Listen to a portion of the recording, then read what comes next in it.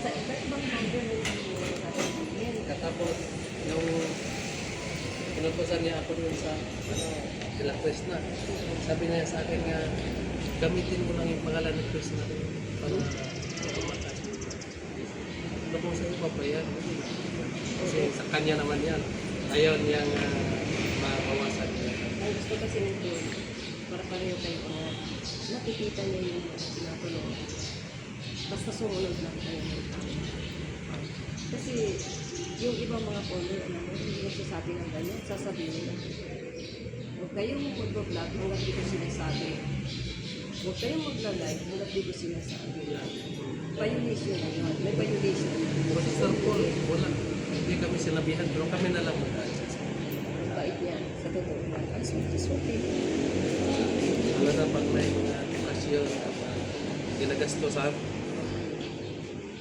hindi siya magsasabi. Hindi madamo. Pero sa amin, ano na lang kami, Oo.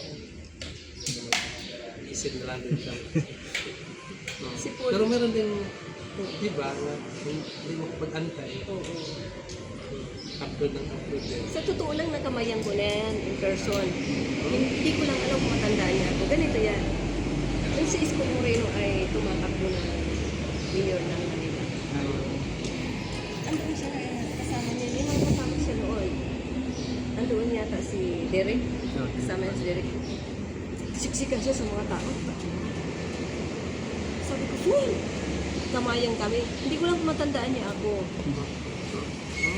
Kabibisita ko dito sa Pilipinas.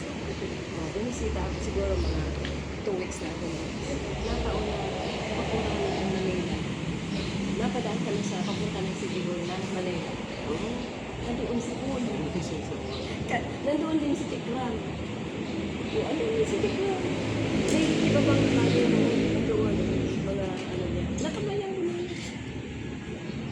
Hindi ko lang alam kung matandaan niya. Nung siksikan, di marami.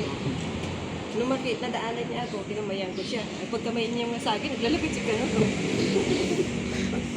Siyempre, wala akong video, kaya hindi ko ma-video na.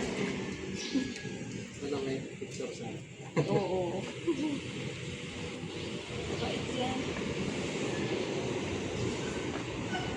Kaya tingnan mo lahat ng mga kaibigan niya, kahit anong layo niya, pinupunta.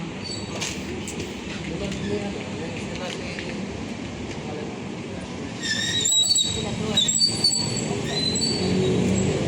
Sila yung mga nasa napunta pa na sila. Oo, mag-classmate naman yan. Meron yan, marami yung grupo.